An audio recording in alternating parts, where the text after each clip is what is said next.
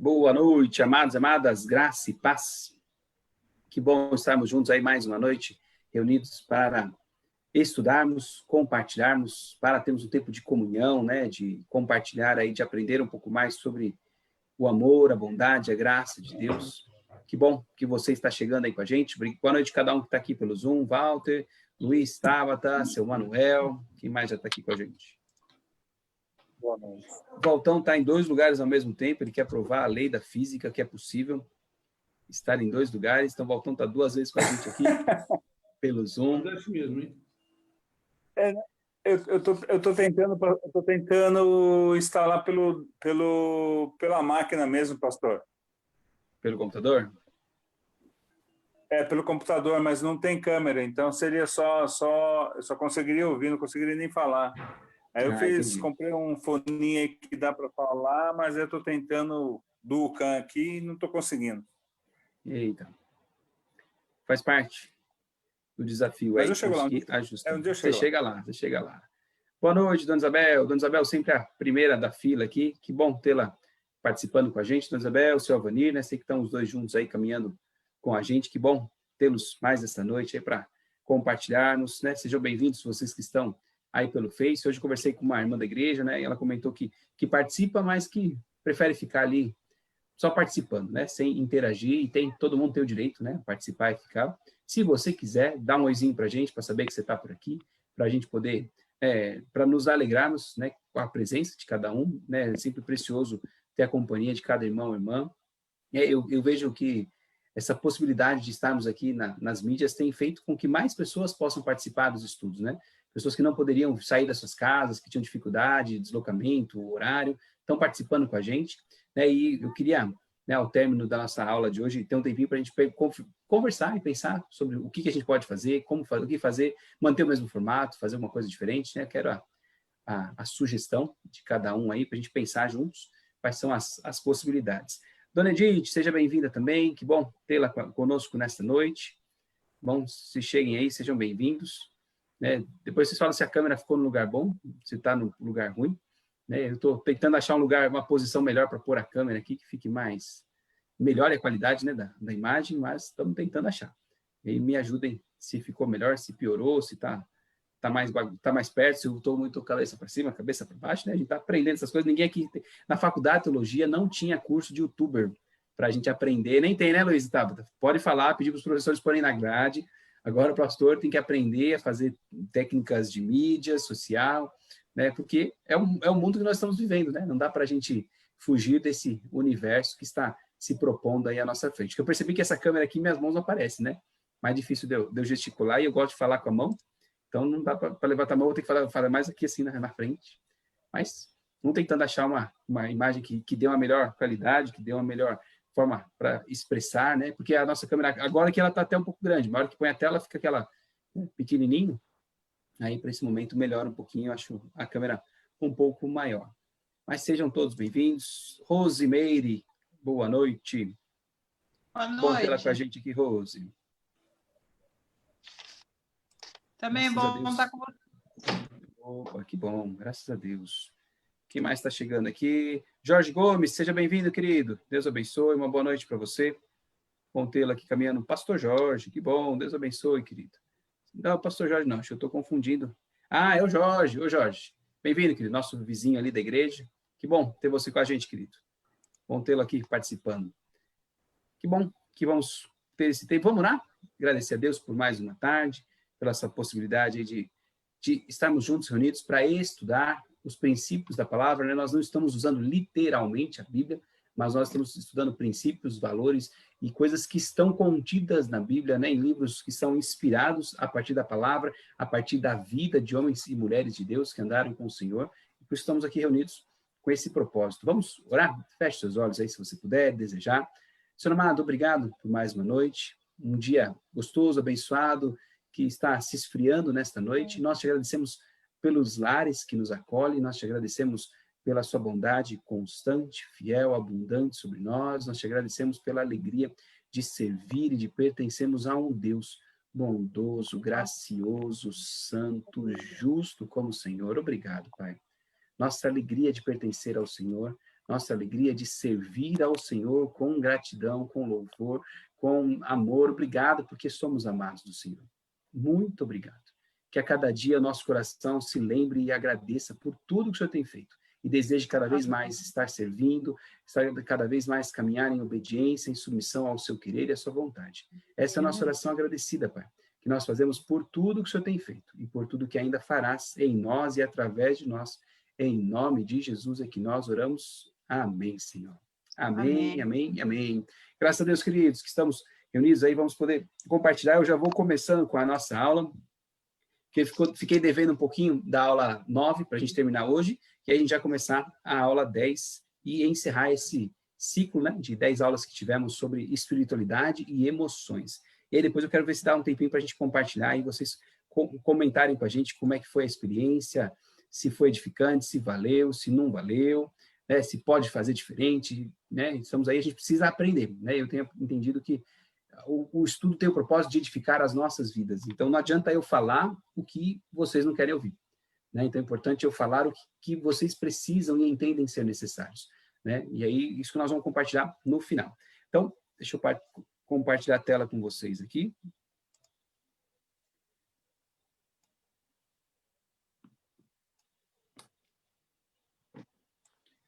Tela compartilhada. Nós falamos, né, semana passada, sobre a aula número 10, e fugiu agora o tema da nossa aula, sobre a questão de ser crentes maduros, né, de nos tornarmos pessoas maduras.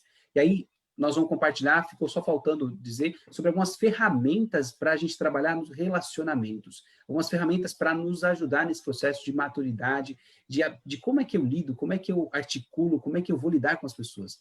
Mas, pastor, isso aí não está lá na Bíblia. Está na Bíblia, irmãos, de outras formas. E é isso aqui, é o que a ciência, o que as experiências foram ensinando as pessoas, e nós podemos aprender com as pessoas.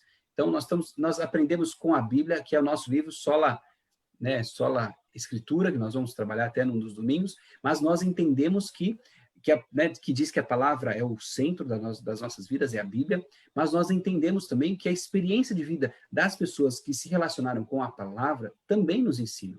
E nós precisamos aprender com essas experiências. E aí faltou, no final da nossa aula, dar uma reforçada nessa questão de que nós precisamos desenvolver habilidades para nos relacionar. Desenvolver, não é natural para nós. Alguns talvez tenham muita facilidade, tranquilidade no falar. Outros têm bastante dificuldade, precisam articular. E aí cabe a mim e a você se dispor a aprender. Cabe a mim e a você se dispor a amadurecer e desenvolver essas habilidades que às vezes não são naturais em nós. Então, quais são as sugestões, né, que o autor compartilha conosco aí para a gente aprender? Então, falar e ouvir, que é importante aprender a falar, estar disponível para ouvir, né? Nós já explicamos um pouquinho isso na semana passada, né? Entender que Deus estará ali no meio daquela conversa. Então, sempre que eu vou conversar com alguém, eu preciso olhar com esse cuidado, com essa disposição. E algo que é interessante, que eu queria destacar aqui, deixa eu pegar a caneta. Ele fala assim, a gente precisa pedir a Deus para tirar o ruído. A maior dificuldade da nossa conversa é focalizar, é prestar atenção na pessoa. Quando eu estou conversando com alguém, às vezes a gente está conversando com aquele alguém, já se defendendo, já se preparando, já argumentando, e eu não estou me colocando do lado de lá, ouvindo o que a pessoa tem para dizer, tentando entender na perspectiva dela, o que ela sentiu, o que ela percebeu. Então, é preciso desenvolver essa habilidade de falar e de ouvir, de entrar no mundo de quem fala, de estar ali atento e entender por que a pessoa pensa daquele jeito. Às vezes a gente tem alguma discussão com alguém e eu não entendo por que ela pensou. Então, a sabedoria que vem de Deus e vem com a maturidade, é a gente ter essa disposição de nos colocar no lugar da pessoa e ouvir o que ela diz e prestar atenção a partir da ótica dela, não da nossa. Né? Eu tenho aprendido a duras penas, né, que a gente fala, com os meninos aqui em casa, né? São duas crianças e eu preciso conversar com eles na perspectiva deles. Eu preciso lembrar que eles são criança, eu tenho a visão do todo, eles não. Então, a gente precisa ter essa perspectiva de como conversar, de como articular, de como nos fazer entender. Porque eu não posso conversar com eles como eu converso com adulto. Eles são crianças. E a gente quer conversar com criança como se fosse adulto. Ainda que faça linguagem, mas a nossa mentalidade não para esmiuçar e entender os detalhes como eles gostariam, né, e precisam ouvir. Então, Aí esse é o primeiro. O segundo eu já comentei, li uma lista, né? É importante declarar direitos, é importante em relacionamentos, na casa, na família, no trabalho, que fique claro as regras de cada um, né? Eu li para vocês na semana passada os direitos, depois eu vou ver se eu consigo publicar aí nas nossas mídias. Gente, eu falo muito que eu vou publicar e às vezes eu tenho medo de ser um pastor mentiroso, porque eu falo que vou fazer e esqueço, né? Então, os irmãos, por favor, podem cobrar o pastor, me lembrem, pastor, não esquece de mandar o que você falou que ia mandar. Né? Senão eu vou parecer, os irmãos falar assim, pastor fala e não faz, né? Mas é porque é esquecimento, não é descaso. Mas ele sugere, né, da lista que ele apresentou, deixa eu ler para vocês rapidinho, só para não dizerem que eu não li. Mas teve um que me marcou muito dessa lista de direitos, que ele fala, né, por exemplo, de todo mundo tem direito a ser ouvido. Então, ouvir os desejos, opiniões, pensamentos, sentimentos uns dos outros. Todo mundo tem direito a ser levado a sério. Ouvir os outros e estar presente.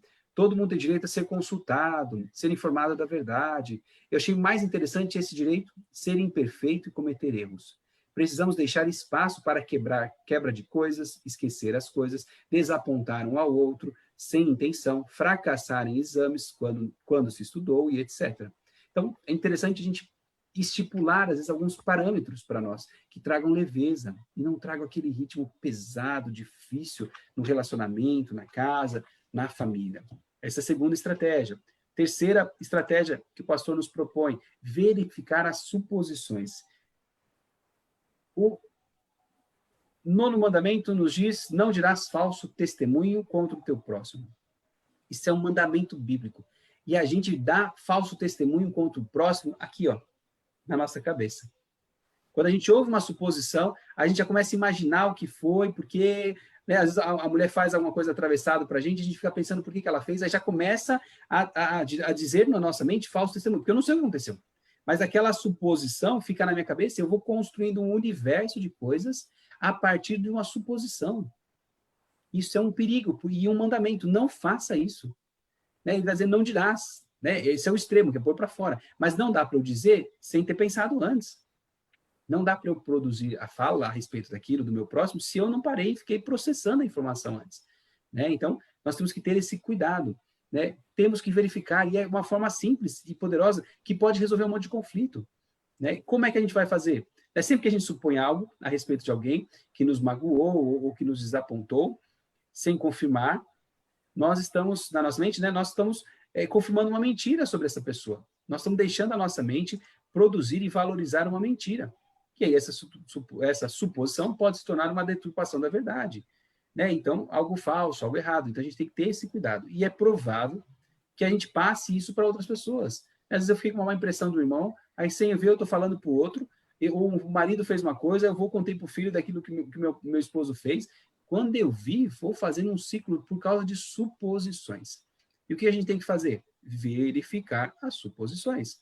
Estratégias, passos importantes para pensar a respeito disso. Reflita sobre aquilo que na sua cabeça a outra pessoa pensa ou sente, mas não lhe disse. Então, eu estou lá, minha mulher fez uma coisa, eu falei assim, acho que ela não me ama mais. Mas será que ela não me ama? Será que eu que acho que ela não me ama? Reflita, pare, pense sobre isso. Se pergunte, eu tenho permissão para verificar essa suposição com a pessoa? Será que eu posso perguntar? Por exemplo, vou imaginar aqui a Rose, eu achei que a Rose ficou chateada com o pastor por uma situação. Eu tenho condição de verificar isso? Tenho. Eu posso ligar para a Rose e falar, Rose, eu tive a impressão de que você ficou chateada comigo por alguma coisa. Né? Ou o seu Manuel ficou lá, até pôs a mão na orelha, o seu Manuel ficou com uma pulga atrás da orelha por alguma coisa que eu falei. Mas eu tenho a liberdade de chegar para o seu Manuel e falar, seu Manuel, aconteceu alguma coisa? Né? Verifica. Se a gente tem condições, aí o que eu tenho que fazer? Olha a sugestão do autor aqui, ó. Vou passar a caneta para vocês perceberem. Ó, vai para a pessoa e diga assim, eu acredito que você pensa dessa forma. Ou eu imagino que você está pensando isso a respeito de mim. O marido chega para a mulher, olha, eu acho que você está frustrada comigo por causa disso. Aí diga, eu acredito. Né? Deixe claro isso. Olha, minha percepção é essa. E aí você pergunta assim, é isso mesmo que você sente? Tá certo isso? E aí deixa a pessoa responder, sem ficar na defensiva, né? Sem já querer arrumar e brigar. Não, deixa a pessoa falar. Então, isso é uma ferramenta importante, gente, porque às vezes a gente constrói muitas coisas a partir de suposições.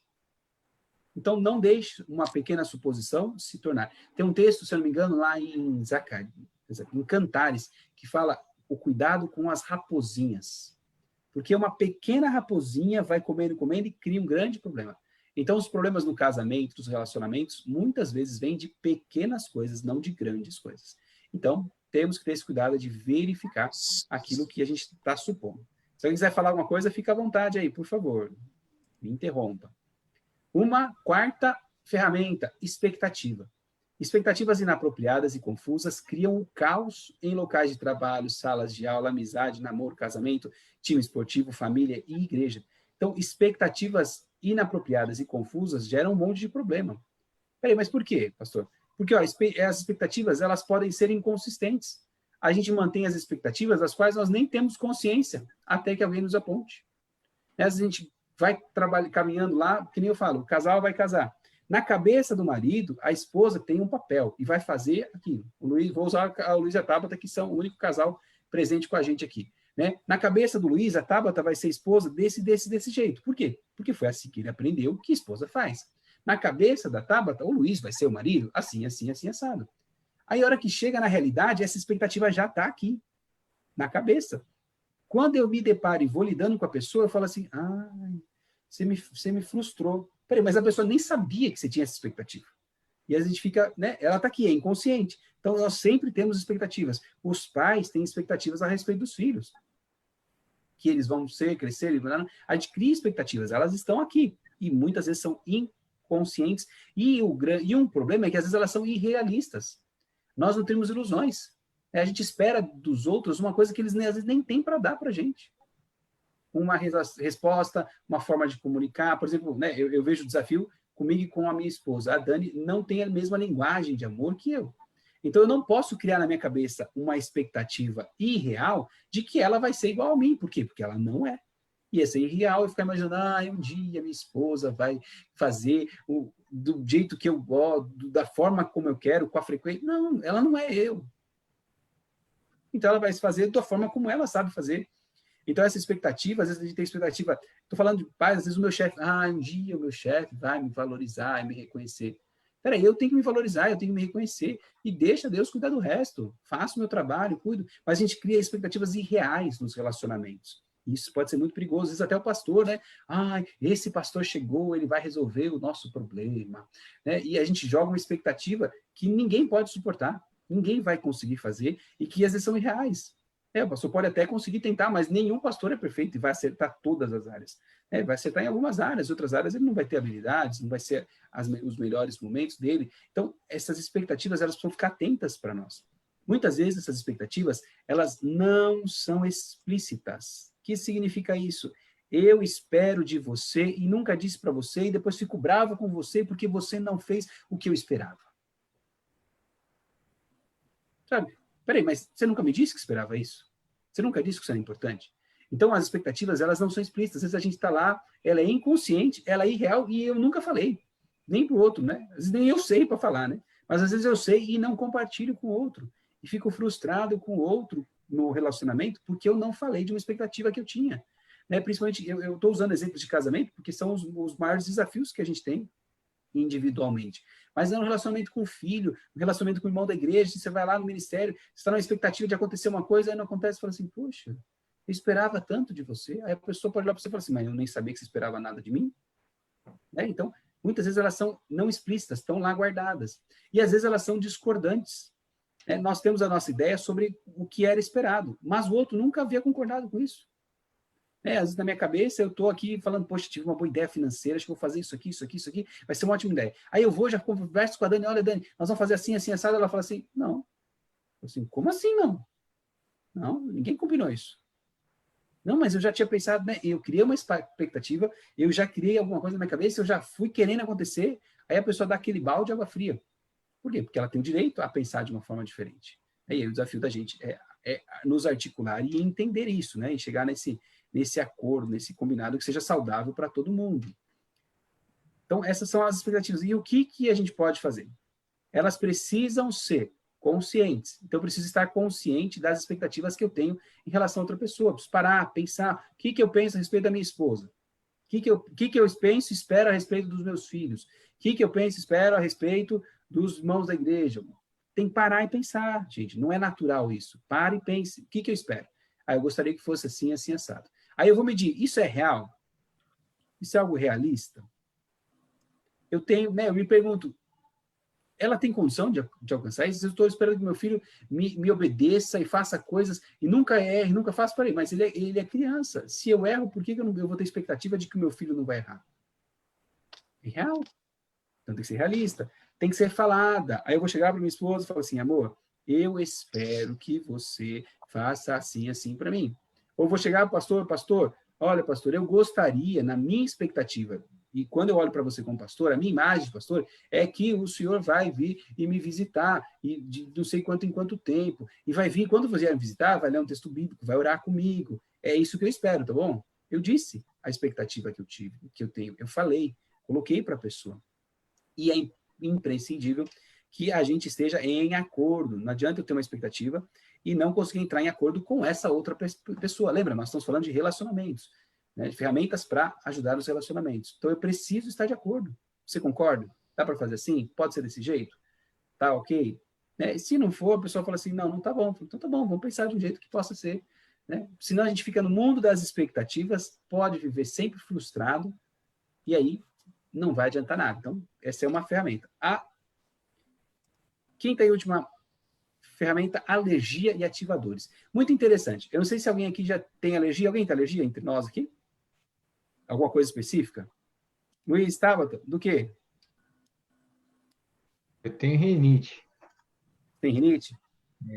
E a Tabata? Alergia a alguns medicamentos e a Dove esfoliante, sabonete. Ah, é? O Dove? Olha só, sabonete específico. Quando acontece a reação, você consegue escolher não sentir essa alergia? Não. Não consegue? Não. Por quê? E assim que eu passo, o meu corpo já reage, né? É uma reação do corpo. Então, uma ferramenta interessante, queridos, ele está dizendo assim, nós temos coisas em nós emocionais que geram alergia.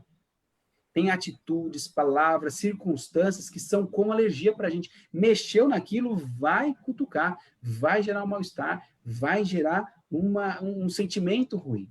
Então, assim como as alergias físicas agem em nosso corpo, e existem as alergias emocionais, que são uma reação em pensar em algo do presente que nos leva, consciente ou inconscientemente, de um evento de nossa história. Então, uma consequência comum e frequentemente dessa reação alérgica emocional é que a gente acaba tratando a pessoa como quem travamos, né, um relacionamento agora, antigo, né? Então, eu trato a pessoa, eu estou ali, aquela situação de alergia me pegou, eu volto para aquela história lá do passado, eu trato a mesma pessoa agora como se ela fosse aquela pessoa do passado. Eu não consigo separar as coisas. Por quê? Porque gerou uma reação de alergia. Gerou uma reação no meu corpo. E quando eu me vi, eu estava sentindo. E quando eu vi, já estava fazendo. Por quê? Porque é como uma reação de alergia. E nós acabamos tratando a pessoa como uma coisa, não como alguém. Porque às vezes a pessoa que gerou essa alergia em nós não tem culpa nenhuma da história do passado. Né? Ela não sabe nada que aconteceu. Mas ela cutucou num gatilho, numa ferida que estancou. Quando eu vi, eu já estava ali. Então, nós temos que ter cuidado, ficar atentos a isso. E como é que a gente pode curar isso? Curando os arquivos. Né? A alergia emocional que nos provoca, parando, como é que eu curo os arquivos? Vamos lembrar. Há uma frase famosa, hoje nos coachings, nos processos aí de autoajuda, eles trabalham muito a palavra da ressignificar. O que significa isso? Eu vou pegar essa história do passado, eu vou analisar e eu vou olhar ela com uma outra perspectiva, com outro olhar. Vou ressignificar, porque não dá para apagar o passado, não dá para apagar lembranças, mas eu posso ressignificar. Eu posso olhar para ela de uma perspectiva e mudar o sentimento que eu tenho em relação àquela lembrança. Existem alguns processos bíblicos, né, e que eu vejo saudáveis, há o curso chamado Veredas Antigas, que trabalha muito essa dimensão de princípios e de cura, né, dessas emoções feridas, e há outras formas de trabalhar isso. Mas a gente precisa trabalhar. Como é que a gente faz isso? Por exemplo, a alergia emocional que nos provoca é parar e pensar. Esse é o primeiro ponto. Eu preciso pensar o que eu já percebi. Lembra, no começo desse estudo, nós falamos que sem nos conhecer, nós não conseguimos conhecer a Deus. Então, todo o nosso processo de vida tem a ver com a gente se conhecer. Não adianta só a gente conhecer um monte de Deus, um monte de livros e um monte de coisas se eu não me conheço, se eu não entendo como eu reajo a todas essas coisas. Então, eu preciso parar e pensar, tá, eu já percebi que quando eu converso com o Luiz e a Tabata, e o Luiz ou a Tabata fazem um comentário a respeito de uma determinada área, da minha competência, ou não sei o quê, eu já começo a falar assim, já vejo que o Hulk vai querendo sair lá de dentro, eu preciso respirar e parar e pensar, poxa, eu percebo que quando cutuca essa área, eu fico mal. Já percebi. Aí, quando essa situação acontece, o que eu penso? Eu digo para mim mesmo, sabe, eu vou parar e falar assim, não sei o que, tal, vou reagir. Aí eu tenho que parar e pensar. E quando essa alergia acontece, o que eu sinto? Poxa, eu me sinto frustrado porque eu lembro daquela história, eu me sinto com raiva porque aconteceu alguma coisa, né? Ou quando essa alergia acontece, o que eu penso, sinto a meu respeito por apenas ter esse sentimento, o que eu sinto a respeito por ter isso. Fala assim, poxa, eu paro e penso hoje, eu não queria pensar assim. Já é um ponto. Eu fico com raiva, mas eu penso que eu não queria ficar com raiva quando eu tenho essa emoção, né? E aí, então, você vai, essas perguntas que estão propostas aqui para a gente, né, tem mais algumas perguntas, para a gente desenvolver essa dimensão, pensar sobre ela, o que eu posso fazer. Essa alergia está relacionada na minha história com o quê? Quando relacionamentos íntimos, amizades, autoridade, né? Por exemplo, uma autoridade vem e fala algo para mim, eu me bloqueio, eu me impeço de ter, porque uma autoridade falou isso comigo. Então, nós vamos ter essas percepções. Quando a alergia acontece, eu me lembro de algumas coisas. O preço que eu estou pagando por isso no meu relacionamento hoje é o quê? Eu tenho que parar. Poxa, essa alergia está gerando um mal-estar, porque sem perceber a minha esposa fala um negócio que me cutuca, aí gera um problema, gera briga, gera discussão, gera um mal-estar. Eu preciso pensar, o que está acontecendo? Essas palavras do passado, das quais eu preciso, né? As palavras que eu gostaria que tivessem sido ditas a mim são... Então, às vezes eu posso olhar para essa situação do passado e pensar como ela poderia ser diferente. Como eu poderia tratar.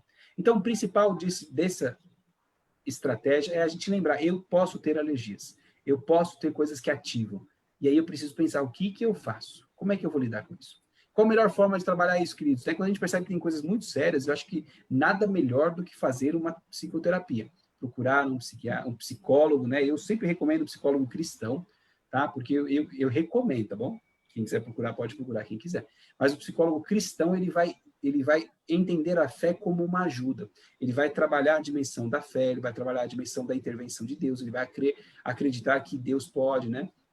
Ele vai orar por você, vai abençoar a sua vida. Então, eu sempre sugiro que você participe com um psicólogo. Mas fique atento, se você percebe que há muita coisa que é alergia, que as coisas, quando pega, já vai lá para cima, fala assim, talvez você precise de uma ajuda, de um profissional que vai tentar e vai esmiuçar mais isso, tentar descobrir de onde vem, né? E fazer esse trabalho com você. Eu lembro quando eu fazia terapia, eu fiz por muitos anos, e a terapeuta dizia assim, Mauro, aqui o foco é você.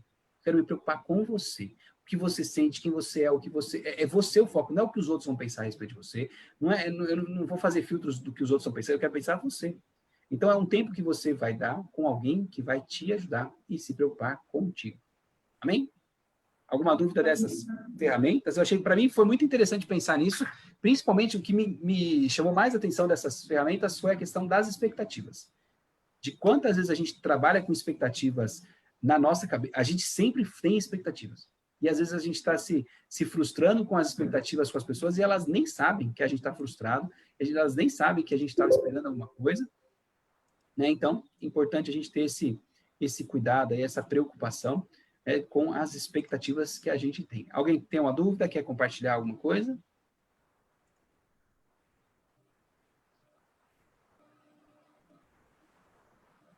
Nada? Tranquilo. Da confusão. Então, vamos começar, vamos para a próxima aula. Deixa eu ver se o pessoal do Face aqui, se tem alguém ainda participando com a gente. Vamos lá. Dona Neucina chegou, Luiz Nogueira, boa noite, Nilza Sampaio, que bom tê-los com a gente.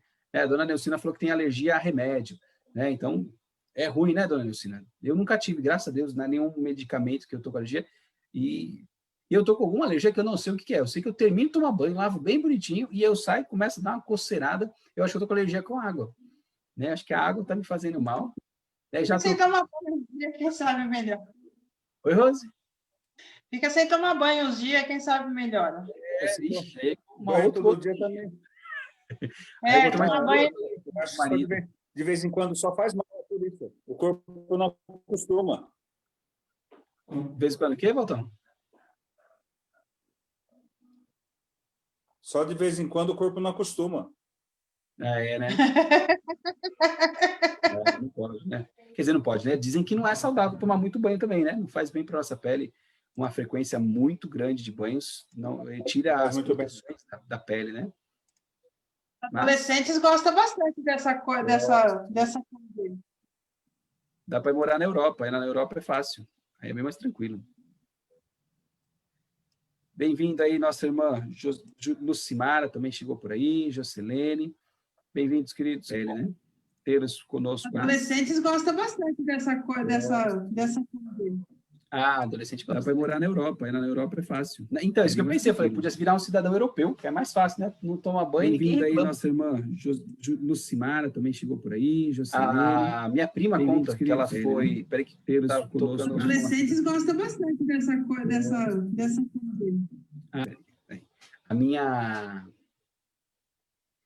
prima disse que ela foi fazer um intercâmbio na Austrália e ela disse que tinha um pessoal, eu não lembro de que terra, de lugar que era. É algum lugar da Arábia. Ela disse que assim, os caras chegavam, viravam um quarteirão e sentiam o cheiro deles. Mas era um negócio assim, ela disse que era terrível, terrível. Disse que eles viravam um quarteirão, já dava para sentir tamanho o fudum daquele cheiro dos meninos lá. Eu não lembro de que lugar que era, mas era algum lugar da região lá das Arábias. E ela disse que era difícil.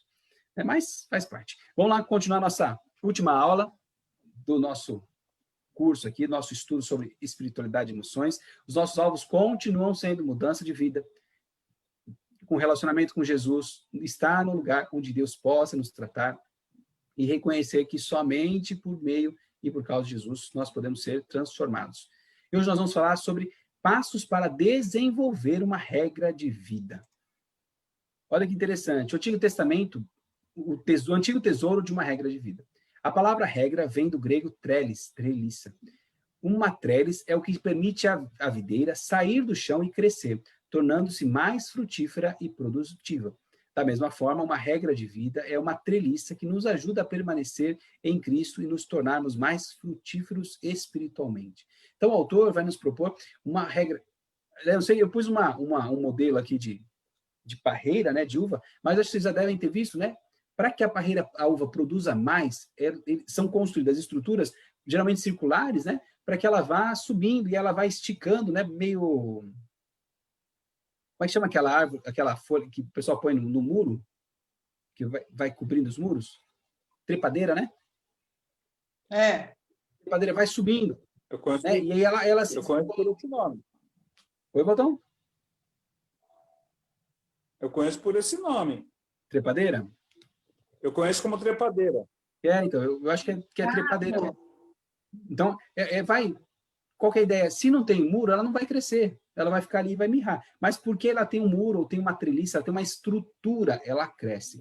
Então, a ideia do autor é a gente pensar que a gente deve construir algumas regras nas nossas vidas, que ele chama de regra de vida, que são estruturas que vão nos ajudar a crescer, a amadurecer.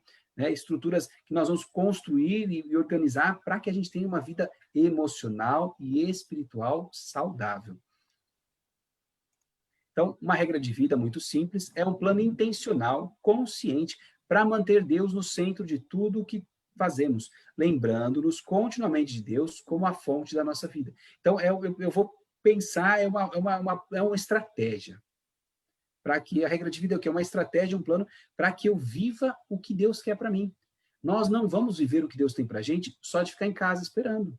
Nem só de tocar a vida. Não vamos. Se eu continuar trabalhando todo dia, se eu continuar fazendo as coisas todo dia, eu não vou aprender mais Deus se isso não for intencional, se não houver um plano. Pode ser que eu aprenda alguma coisa, pode ser que eu cresça alguma coisa, pode ser que eu amadureça, mas vai ser o acaso e não planejado. E nós somos desafiados por Deus a planejar. Lembra o exemplo que Jesus nos dá? Que ele fala assim, pode um construtor iniciar a construção sem antes fazer os cálculos do quanto vai ter que fazer? Se dá, se vale, se não vale? Aí Jesus usa um outro exemplo. Pode um rei sair contra o rei sem antes medir o tamanho dos seus exércitos? E caso o seu exército seja menor que o outro, não vai negociar um plano de paz? Então, Jesus está dizendo assim, nós vamos fazer plano, nós vamos nos organizar, nós vamos analisar as coisas. Então, eu e você temos a cultura, na maioria de nós, de deixa a vida me levar, A vida leva eu, vamos tocando, vamos fazendo o que dá, sem sermos intencionais, sem planejarmos com intenção, com propósito aquilo que nós vamos fazer na nossa vida. E o nosso desafio é esse, planejar, organizar e pensar. E uma regra de vida é esse plano para caminharmos nessa dimensão com Deus. Isso inclui na nossa singular combinação de práticas espirituais que fornecem estrutura e direção para intencionalmente prestarmos atenção e nos lembrarmos de Deus em tudo o que fazemos. O ponto de partida e fundamento de qualquer regra é um desejo de estar com Deus e de amá-lo. Não dá, né? Se eu não tenho esse propósito, não preciso fazer isso. Né? É igual, por exemplo, se eu não estou preocupado com a minha saúde, eu vou me preocupar em fazer regime? Não, eu vou continuar do jeito que está, não estou preocupado. Mas se eu começo a me tornar consciente, entendo, né? E eu falo, por exemplo, uso o meu caso, tenho tido dores no joelho, e aí eu fui fazer o exame de sangue, o colesterol estava bom, mas a triglicérides deu muito alto. Então eu falei assim, eu preciso me preocupar com a minha saúde, porque hoje eu estou com 40 anos e estou razoavelmente bem. Daqui a um tempo, eu vou pagar o preço das minhas escolhas hoje. Eu não posso fingir que não vou. Né? A minha falta, meu sedentarismo, isso tudo vai me cobrar lá na frente. Então, eu preciso ter essa intenção. Se eu não cuidar da minha saúde hoje, eu vou sofrer isso lá na frente. Então, a gente tem que ter isso. Então, eu preciso parar e pensar, peraí, hoje eu não tenho Deus como eu gostaria de ter, mas eu preciso ter. Hoje eu não desfruto a intimidade com Deus como eu gostaria de desfrutar, mas eu preciso. Então, essa desejo é fundamental. Senão, nem eu nem você não vamos mudar as nossas vidas, se não há em nós uma fome, um desejo, um anseio por algo mais, por ir além na intimidade, na comunhão com Deus. Então, essa é a condição fundamental. Mas poucas pessoas têm um plano consciente para desenvolver a sua vida espiritual. A maioria dos cristãos não é intencional, e sim prática. Né? Como o carro no piloto automático. Vamos tocando, vamos lá, não tem que ir na escola dominical, a gente participa da escola dominical, tem que dar oferta, a gente dá oferta, tem que dar dízimo, a gente dá o dízimo, tem que ajudar no trabalho, eu vou lá e ajudo. Mas vai fazendo, sem entender, peraí, por que eu estou fazendo esse trabalho? Por que eu vou na escola dominical? Bom, por quê? O que isso está transformando, acrescentando, preparando e produzindo algo na minha vida? Ah, pastor, você está falando que tudo na vida a gente tem que fazer com um plano? Sim, a Bíblia diz que a gente tem que ter um propósito, porque todas as coisas cooperam para o bem. Deus está dizendo claramente, Romanos 8, 28 para nós, tudo coopera para o bem. Ou seja, Deus tem planos, propósitos, planejamento para todas as coisas. Né? Não vamos viver a paranoia de ter um gráfico de que nós vamos fazer cada dia, de literalmente fazer, né, colocar tudo nos detalhes. Não é isso, não é essa paranoia, mas é propósito. Peraí, onde eu estou indo? O que eu quero fazer? Qual o alvo que eu quero alcançar? Qual o meu objetivo de vida? Isso precisa ser consciente em nós e precisa ser intencional. A nossa rotina agitada não nos permite viver nem desenvolver as expectativas de ir mais devagar, que é os propósitos que nós ouvimos, né, nas aulas anteriores, que é baixar o ritmo. A gente precisa ir mais devagar. E há tanta coisa para fazer que parece impossível, que a gente vai conseguir um intervalo para resolver o que precisa. Todos nós temos uma regra inconsciente para desenvolver nossa vida espiritual. A gente tem uma regra e vai tentando fazer. Né? Uns vão ler a Bíblia um pouco, outros acham que um capítulo da Bíblia por dia tá bom, eu consigo ter 5 minutos, eu não posso faltar no domingo na igreja. Aí nós vamos construindo as nossas regras. Só que o que o autor quer nos dizer, a notícia triste é de que essas práticas espirituais atuais não são suficientes para manter a superfície do oceano da besta, da Babilônia, né, do nosso mundo do século XXI. O que é isso? Lembra que a gente falou que nós somos influenciados pelo mundo e pelos valores? Nós somos bombardeados todo dia. Quando você assiste, eu vi esses dias um comentário que me incomodou bastante, porque eu sempre falo muito a respeito, e tem um princípio a respeito de músicas, de ouvir músicas não cristãs. Aí o cara falou assim, o cara assiste série do Netflix, vê um monte de programa na TV, e fala que não pode ouvir música do mundo? Falei, contraditório, né? É contraditório, né, Rosa? Exatamente. A gente quer colocar, às vezes, um peso numa coisa, mas não põe esse mesmo peso na outra. Eu não sei vocês, eu tive a triste experiência de assistir o filme do Coringa. Gente, que filme terrível. Que filme terrível, terrível, terrível, terrível. O filme, não sei quem assistiu, eu vou dar um spoiler, tá? Mas não é de toda a história. Todo mundo já sabe o spoiler, porque no final o Coringa vira um grande líder do mal, né? E no final do filme, quando ele vira o líder do mal, dá uma sensação de yes, Rapaz, ele conseguiu. O cara que era um Zé Mané virou quem? O grande Coringa. O cara assassino. É Mauro, pastor. Uma maldade terrível, mas o filme leva a gente a, no final, ter essa sensação de, caraca, ele conseguiu, ele rompeu, ele virou alguém. Você fala assim, peraí, tá errado isso, não era para ser desse jeito. Diga, seu Manuel. É Zé Mauro, não é Zé Mané. Zé Mauro?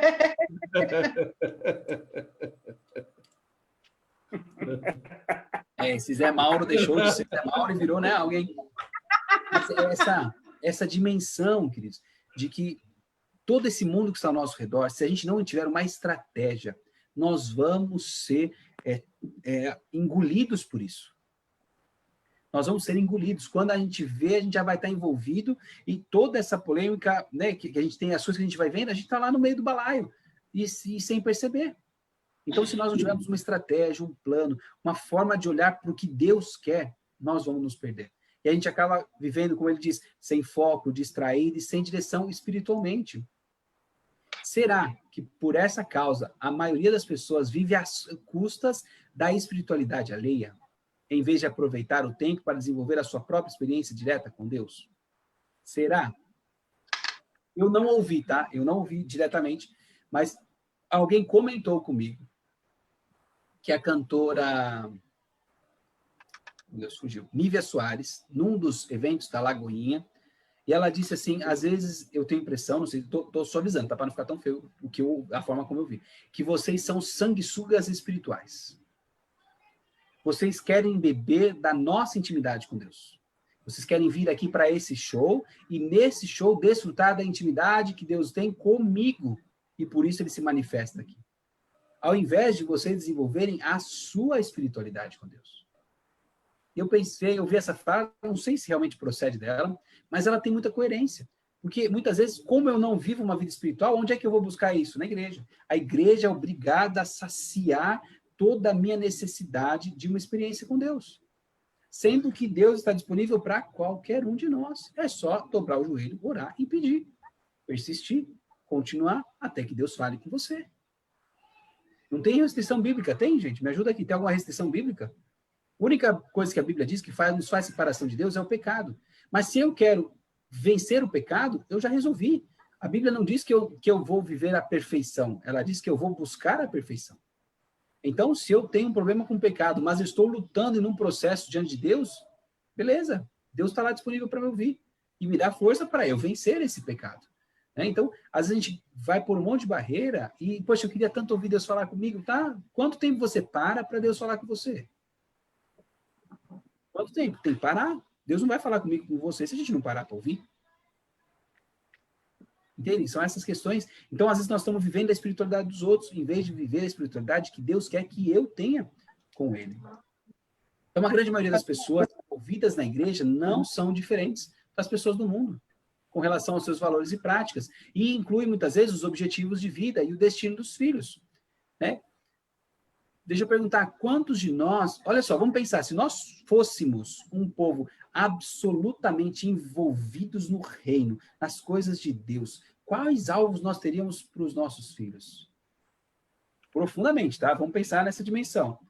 Pastor, missionário, evangelista, vão servir o reino, não é verdade? Ou só eu que penso assim? Não. Muitas vezes o nosso alvo, tá? Eu quero que ele seja um médico, porque ganha bastante dinheiro, é importante. Eu quero que seja advogado, eu quero que seja engenheiro. E às vezes a gente vai pensando em profissões com o foco nos benefícios dessa profissão. Não é ruim a gente pensar na profissão, mas o foco não está assim, Senhor, eu quero que meu filho seja engenheiro, porque ele vai construir coisas para o seu reino. Senhor, eu quero que meu filho seja um médico, porque além de curar da doença, ele vai ser o médico da alma daquelas pessoas e ele vai ser instrumento na sua mão. O foco não está aí. Né? E a gente vai olhando as práticas e vocês convivem com muitos cristãos como eu e veem que muitas vezes o testemunho do povo da igreja não é muito diferente. É diferente, mas não é destoante do resto do mundo. E devia ser, não devia? Me ajudem aí. Não devia ser diferente? O testemunho do cristão tinha que destoar. As pessoas chegam lá para você e falam assim, o que você tem que eu não tenho? Por que você vive uma coisa que eu não vivo? Por que há na sua vida uma esperança? Não é dar tudo certo, gente. Lembrem disso. Não é ser o mais rico do mundo. É passar pelas lutas e dificuldades com uma tranquilidade. Eu sei que Deus está comigo. Eu sei que Deus está tomando conta. Não, mas como é que você está em paz no meio dessa caos todo? Eu falo assim, quem cuida da minha vida é o Senhor. Aí eu vou cantando a música, eu esqueci do nome, do autor lá, e diz assim, vou passando pela prova, dando glória a Deus, glória a Deus. Irmão Lázaro Rose, obrigado. Então, eu vou passando pela prova, mas eu vou dar glória a Deus. Por quê? Porque Muito louvor. você ouve, né, Rose? Sim. Aleluia. Daqui a pouco a Rose começa lá, então louve, tá chorando, louve. Olha, pastor, Não? eu sou uma pessoa, eu sou apaixonada por música. Eu só não sei cantar nem tocar nada, mas eu sou uma pessoa que eu sou apaixonada por música. Música, se você pode chegar, eu não assisto quase televisão, mas eu sou apaixonada por música. E depois que eu me converti, que eu aprendi a estar na igreja, a ouvir os louvores, é uma coisa muito, muito intensa na minha vida, assim. E a música traz paz, ela te ensina muitas coisas, ela traz muitos benefícios para a nossa vida, em todos os momentos. Você tá triste, realmente louve, porque você pode chorar no meio do louvor, mas Deus vai falar com você. A música realmente é algo muito forte, assim, eu gosto muito de cantar, de louvar, assim, é uma coisa muito presente na minha vida, assim, eu falo assim, cantar e louvar a Deus é muito bom, traz Amém. uma paz assim, interior muito, muito grande. Os hinos do nosso inário, todos os dias eu canto uns 2, 3, 5, 10, 20 hinos lá do nosso inário, e ensino o Luizinho também a gostar, e assim, a Letícia gosta muito, desde pequena, a Letícia também, mas é assim, realmente algo muito interessante, assim, essa experiência com a música, o louvor, a adoração a Deus através da música é uma coisa assim, muito intensa. Amém. Desculpa aí atrapalhar a sua. Não, não tem problema não. É importante, né, os cantos. Mas vocês entendem, nós estamos falando dessa dimensão de que o testemunho cristão ele precisa ser diferente. Olha a bênção araônica, ela diz que Deus te abençoe e guarde, que o Senhor faça resplandecer o rosto sobre ti e tenha misericórdia de ti. Que o Senhor sobre ti levante o rosto e te dê a paz. Essas duas expressões de levantar o rosto têm a ver com a luz do Senhor brilhando sobre nós. Por quê? Porque a bênção do Senhor é que a glória dele reflita em nós. E se a glória dele reflete em nós, essa glória reflete para as outras pessoas. Então, nós somos chamados para ser um testemunho vivo. E, infelizmente, muitas vezes, nem eu, nem você, nem a igreja temos vivido como poderíamos viver. Né? A ideia aqui não é um dedo acusatório, mas é um dedo dizer assim, gente, dá para ser melhor. Pode ser diferente. Vamos pensar, vamos nos organizar, vamos ter um plano, uma estratégia para que a nossa vida possa ir além. Não só porque eu estou preocupado com os outros, mas porque eu posso desfrutar algo além de Deus. E ao desfrutar esse algo além, outras pessoas vão ser alcançadas. Esse é o objetivo. Então, nós precisamos dessa regra para quê? Para promover uma crescente espiritualidade com profundidade em nossa cultura atual. Isso vai exigir da gente um plano cuidadoso, consciente e intencional para as nossas vidas espirituais. Então, é preciso planejar bem e é importante que a gente talvez retroceda para a Bíblia, para olhar, né, a história bíblica, olhar a história do que aconteceu, para a história de pessoas lá da igreja primitiva, os pais da nossa fé, e entender e olhar o que eles aprenderam e como podem nos inspirar. E nós vamos pensar um pouquinho sobre a história de Daniel. Né? Daniel na cova dos leões, tem essa ilustração aqui. Eu não sei se a cova era literalmente dessa forma, eu imagino que não, mas né, os leões estavam lá, Daniel estava lá, os leões estavam com fome e os leões não comeram Daniel. Como eles comeram, né? Na sequência do texto bíblico, se você ler lá em Daniel 6, diz que o rei vai até Daniel para ver, Daniel, acaso o seu Deus pôde o seu Deus livrá-lo? E Daniel, sim, meu senhor, é vivo o rei. E ele, sim, o meu Deus me livrou.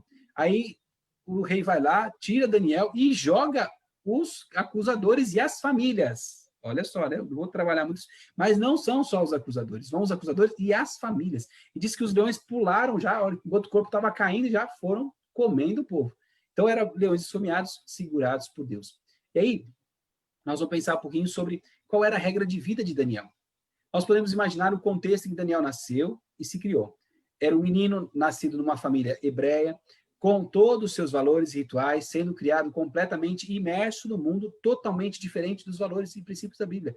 Eles dizem que Daniel devia ter, eu se engano, 13, 14, 15 anos, quando ele foi levado para a Babilônia. Então, ele teve só uma base fundamental, lembra, a infância é fundamental para a gente, e ele teve uma base fundamental de fé. E então foi levado para essa outra cultura, completamente diferente, completamente com valores, com princípios bem diferentes dos princípios que Daniel tinha.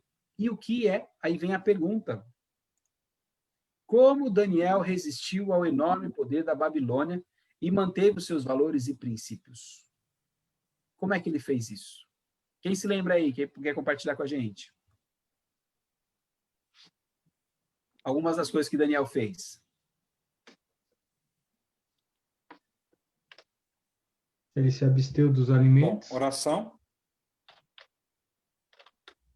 Ó, o Luiz lembrou dos alimentos, o Walter lembrou oração, mas ele só orava, Valtão? Não, jejuava também, né, pastor? Como é que era a forma de oração dele? De vez em quando? Não, Não, ele diária. por dia. Bastante. A Rose lembrou. Então, Era claro, Daniel orava sempre 3 vezes por dia. Cadê o dedo aqui para caber na cara? 3 vezes por dia. Isso é uma marca que ficou na história de Daniel. Pelo menos eu me lembro sempre que Daniel orava 3 vezes ao dia. Abria a janela, olhava, apontava, igual os muçulmanos fazem para o mesmo lugar, né? Porque eles olham para Meca, está lá, Meca está em Jerusalém. Eles olham para Jerusalém e oram. Né? E Daniel fazia isso. Então, ó, ele não era um monge enclausurado e que vivia atrás do muro. Não é verdade? Daniel não estava. Ele tinha pesadas responsabilidades de trabalho com as pessoas que davam ordem para ele. Ele tinha um mínimo sistema de apoio. Não tinha pouca. Ele tinha talvez os 3 amigos, Sadraque, Mesaque e Abednego, e ele tinha um monte de tarefa diária. Mas mesmo assim, ele não se perdeu. Por quê? Daniel tinha um plano, ele tinha uma regra de vida, ele tinha um alvo, ele sabia que ele não podia se perder, então ele tinha valores e princípios dos quais ele não podia abrir mão. Ele tinha, preste atenção, ele tinha um plano. E eu e você também precisamos de um. Ele não deixou ao acaso o desenvolvimento da sua vida interior. Ele sabia que ir à igreja aos domingos nunca seria suficiente, e Daniel sabia contra o que ele estava lutando. E embora poucos detalhes sejam conhecidos, nós temos certeza que Daniel reorientou a sua vida pelo mandamento de amar a Deus. Eu achei muito interessante essa palavra, deixa eu destacar ela aqui para vocês. Eu achei que ele reorientou. O que significa isso, gente? Não repara no garrancho aqui, fazendo ao redor da letra, tá? Que o mouse, a culpa é do mouse, tá? Não é da minha mão, não. Mas ele reorientou, ele estava num mundo imerso em valores e princípios, mas ele entendeu que tudo estava conduzindo ele por um caminho. E aí foi o que ele reorientou. Ele falou assim, não, eu tenho valores e princípios dos quais eu não vou abrir mão. Eu tenho valores e princípios dos quais eu não posso deixar, que é o que amar o meu Deus acima de todas as coisas. Eu me pergunto onde estava Daniel quando Sadraque, Mesaque e Abednego não se prostraram diante da imagem. Eu acredito que todos os grandes líderes e autoridades não precisavam se prostrar diante da imagem. Porque o texto diz que só Sadraque, Mesaque e Abednego foram lançados na fornalha de fogo. Daniel não entra nessa história, mas Daniel estava lá. Então, eu acredito que eles não foram, pela integridade de Daniel, eu tenho, podemos dizer assim, uma grande convicção de que os grandes líderes não precisavam se prostrar diante da imagem, mas os mais simples fizeram isso, e foi assim Sadraque, Mesaque e Abednego. Mas ele tinha um mandamento, ainda que seja para se dobrar, ainda que seja para parar de orar, eu não deixo de estar com o meu Deus. A preocupação de Daniel, pelo que nós podemos entender, não estava com a prática religiosa, mas com um propósito. A vida dele estava reorientada, destinada, conduzida a estar com Deus, a amar a Deus. Por causa desse amor a Deus, então, ele renunciou a certas atividades, como o pessoal falou da comida, como comer os alimentos contaminados, não tinha mal nenhum em comer aquilo. Estava lá, estava à disposição, mas ele falou assim, olha, isso não vai edificar o reino, não vai fazer bem para o meu espírito, para o meu corpo, eu não vou comer. eu e os amigos. E não comeram, e ficaram mais saudáveis do que os que comeram. De alguma forma, ele se alimentou espiritualmente e se tornou um extraordinário homem de Deus em seu ambiente hostil. Ele soube resistir, né, à besta da Babilônia, no sentido dos valores, tudo aquilo oferecido para ele, e aprendeu que prosperar exige um plano, que lhe possibilite prestar atenção em Deus. Então, Daniel tinha um plano. Né? Daniel orava 3 vezes ao dia. Daniel não deixou, e é interessante que o texto bíblico deixa claro, assim que ele soube da restrição que foi colocada intencionalmente, de forma sagaz, né, de forma má contra ele, a primeira coisa que ele fez foi orar. Não diz o texto que ele foi pedir conselho, não diz o texto que ele foi falar com o rei, diz que ele foi para casa, chegou o horário dele, baixou, abriu a janela. Olha só, ele podia ter fechado a janela, gente. Já que é proibido, eu fecho a janela, ninguém vai ver e eu oro aqui para Deus. Não, ele foi lá e manteve a tradição, abriu a janela, escancarou e orou a Deus.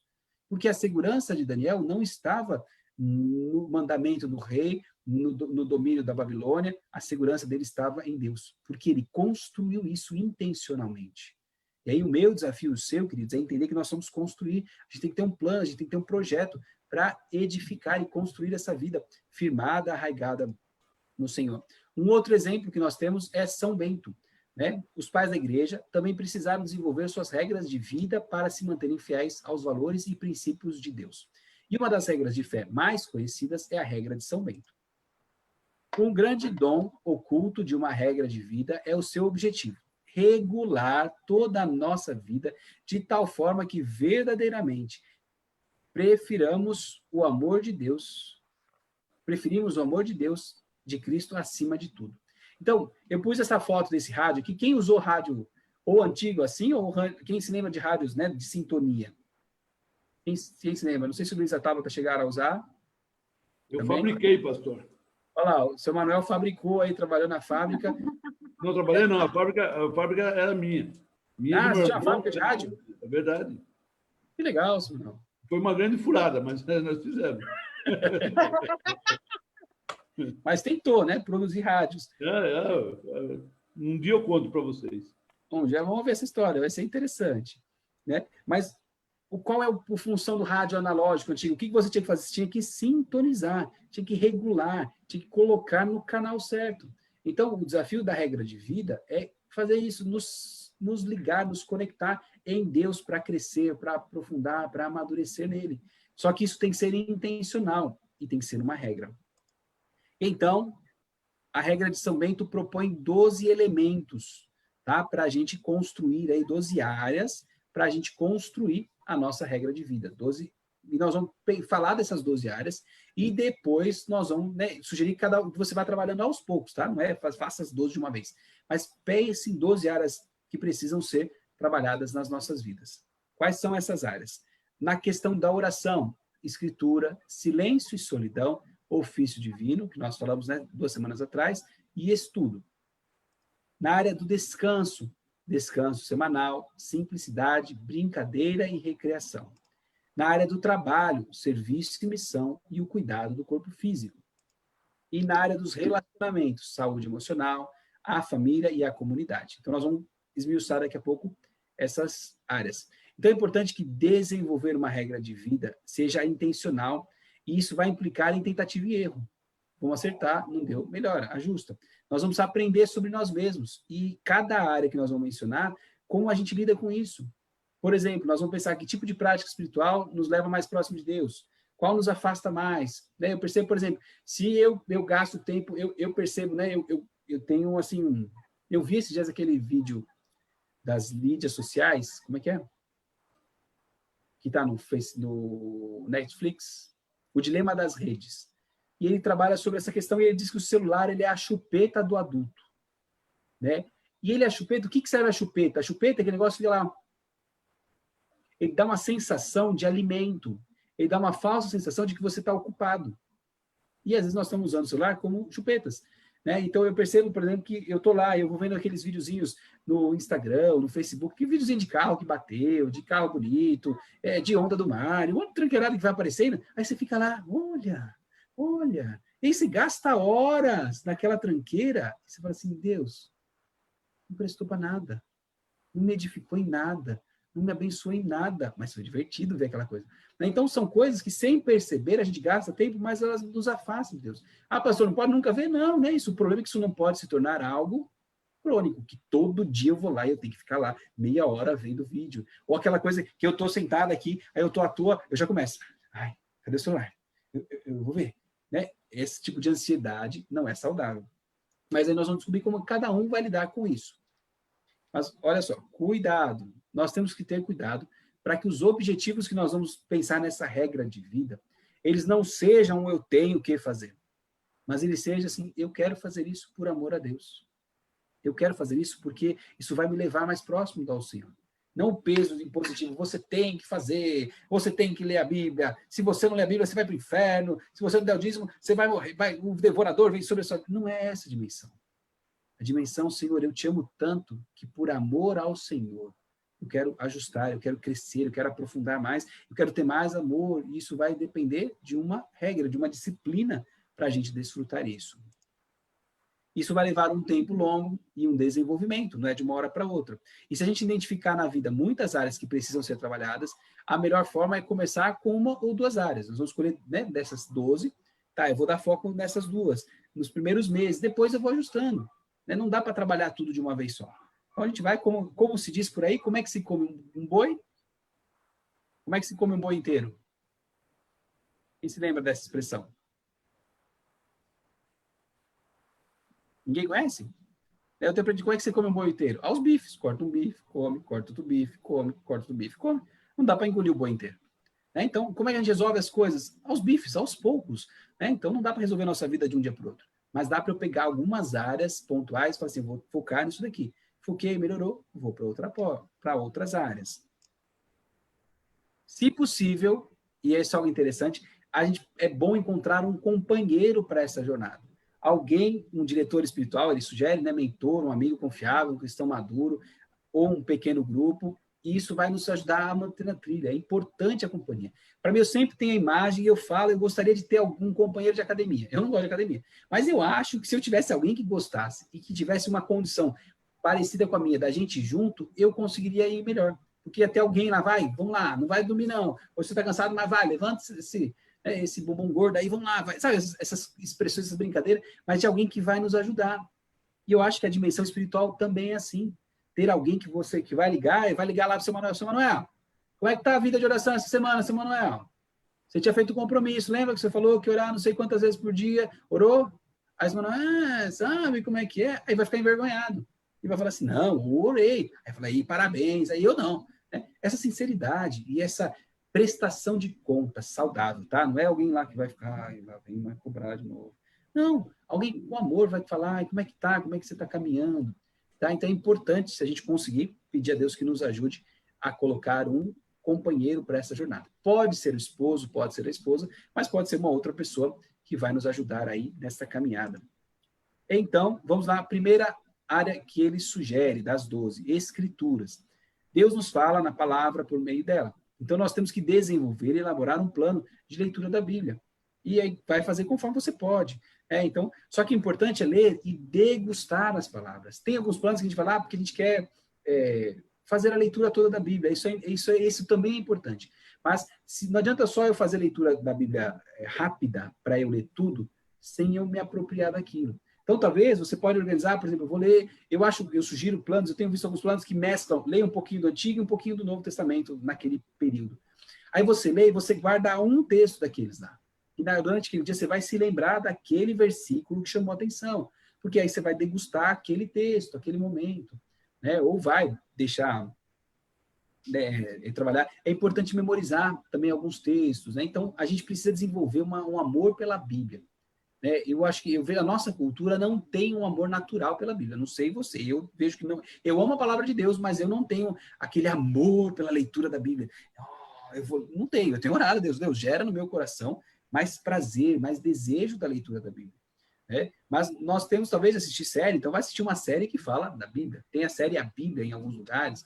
Vamos nos alimentar. Ou se você não gosta de ler, ouça. Tem áudios de pessoas lendo a Bíblia. Tem aquele jornalista, como é que chama dele, que fez a áudio? Cid Moreira. Cid Moreira, né? Tem a narração do Cid Moreira, aí tem os sons dos ambientes, tem as falas. Poxa, vai assistir, ouvir essa daí. Mas não podemos deixar de ter contato com a Bíblia. Ela é essencial para nós. Então, nós precisamos nos disciplinar para ter uma dimensão com a Escritura. Silêncio e solidão. O silêncio e solidão são uma das disciplinas mais desafiadoras e menos usadas, né? Nós já falamos isso. Porque o silêncio nos incomoda, a gente está num mundo agitado. Quem consegue ir para o banheiro e não levar celular? Vou perguntar aqui, não sei quanto. Mas você consegue, Rose? Eu não sou viciado, não. Oi, seu Manuel? Eu não sou viciado, não, pastor. Eu uso para trabalhar. Mas eu não consigo ir para o banheiro assim, eu vou sem celular. Mas se eu estou lá sem fazer nada, aí eu vou procurar alguma coisa para eu ler. Eu pego a caixinha do... O senhor vai lá para fazer alguma coisa?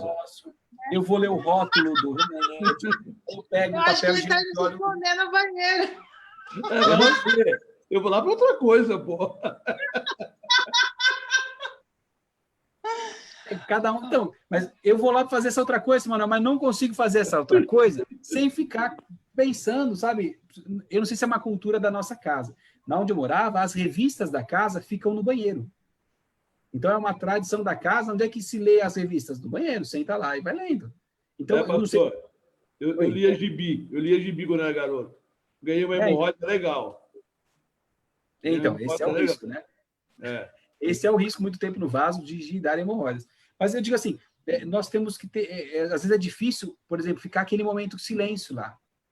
Não é natural para a gente parar e ficar no silêncio, mas esse é um desafio que nós vamos aprender. E aí os ofícios divinos que nós falamos, né, 3 aulas atrás, se você quiser, assista de novo a aula número 8, né, que fala sobre o ofício divino, sobre essa importância do silêncio. Mas a gente precisa desenvolver essa dimensão nas nossas vidas do silêncio e da solidão, ou solitude. O ofício divino, literalmente, que é aquela questão que ele fala, pelo menos 3 a 4 momentos durante o dia em que você tem um contato com Deus, em que a corda, lembra a imagem da corda? Ela se torna mais palpável, você se lembra que no meio da tempestade do dia você fala assim, eu continuo debaixo da poderosa mão do meu Deus. Eu sei que ele está lá. Então, são disciplinas que nos ajudem a ter essa convicção, esse contato com o Senhor. Estudar, investir tempo lendo, estudando, é uma disciplina espiritual. E ela também é muito importante de encontrar Deus, é um meio importante de encontrar Deus de formas diferentes. A regra de São Bento, ele dizia, olha só que interessante, que, né, nós estamos pensando nessa regra de São Bento, mas ele dizia que tinha que ter 3 horas por dia separadas para leitura e reflexão. Estão falando, né, de monges. Mas era a única atividade que tinha recomendação de que alguém supervisionasse o trabalho dos outros. Olha só, não supervisionava as atividades, arrumar, cuidar, limpar, mas se estava estudando, alguém tinha que ir lá e ficar de olho. Se está estudando, você está lendo, de tão importante que ele entendia, né? E é uma coisa interessante que no livro ele comenta que os monges naquela época eram analfabetos. Então, olha só o desafio, era o desafio de serem alfabetizados, né, a princípio, não monges, né, mas eles começavam analfabetos e iam sendo alfabetizados até o ponto de desenvolver e estudar e aprender. Então, era um processo longo, por isso ele dizia a importância de estudar. Para ele, né, os adultos maduros estão sempre pesquisando, lendo e aprendendo. E o estudo não é só para adquirir informação, mas para ter como propósito nos tornar semelhante a Cristo. Eu estudo para quê? Para aprender, para absorver, para me tornar mais parecido com Jesus. Não para eu virar um crente cabeção, cheio de ideias, mas que não faz nada. Mas para que eu vá aprendendo e aquilo me torne mais próximo a Jesus ou mais próximo às outras pessoas. Às vezes eu vou aprender porque eu gosto daquela área e talvez Deus vai permitir. Pastor, eu gosto muito de ler sobre veleiros, sobre barcos. Ótimo, leia, aprenda. E aí Deus vai colocar você, talvez, no contato com gente que gosta de barco. Para você evangelizar. Então, você vai aprender para o seu prazer, mas Deus vai conduzir isso de forma a alcançar alguém. Mas é importante a dimensão do estudo. Próxima dimensão, o sábado. Nós já falamos sobre a importância de separar 24 horas na semana para o descanso. 24 horas intencionais, conscientes. Esse é o dia do descanso. Esse é o dia que eu paro. Por exemplo, a minha folga é na sexta-feira. Então, eu tento na sexta-feira e eu estou me desafiando a fazer o que eu preciso fazer. Muitas vezes eu vou ter que dar uma limpada na casa, fazer algumas coisas aqui. E eu falo assim, ainda que eu vá fazer isso, mas eu vou fazer isso num dia de descanso de cabeça. Estou descansando do trabalho. Eu vou fazer o almoço dos meninos, essas coisas. Mas eu quero fazer isso, eu preciso forçar a minha mente a entender que tudo isso que eu estou fazendo nesse dia é em descanso, desconectado. Tanto que o pessoal da igreja já viu, quem me manda mensagem de sábado, de sexta, geralmente eu não respondo, só se alguém estiver morrendo. Mas se não estiver morrendo, vai receber no sábado, eu ligo de volta. Por quê? Porque eu não quero me conectar. Às vezes eu nem uso, tem dia que eu faço sexta sem mexer no celular. Por quê? Porque é o dia do meu descanso e eu preciso desconectar. Então, nós precisamos nos desconectar. E aí é interessante essa frase que ele diz, nós precisamos, é um desafio isso, não é natural. E é um processo de confiar que Deus vai cuidar e vai administrar o mundo sem a nossa intervenção. Um outro desafio dessa dinâmica é a simplicidade. O assunto é remover as distrações, né? Muito compromisso, muita coisa, a gente precisa ajustar a vida para ser simples. Né? Não dá para ser um monte de coisa. Eu estou cheio de... Peraí, o que é essencial? O que é necessário? O que eu gostaria? O que gostaria é uma coisa, o que eu preciso? Nós vamos ter esse cuidado das coisas simples. E aí é interessante, né, que a gente não deve se envolver em muitos projetos, em um monte de coisas. Vou fazer isso, aquilo, outro.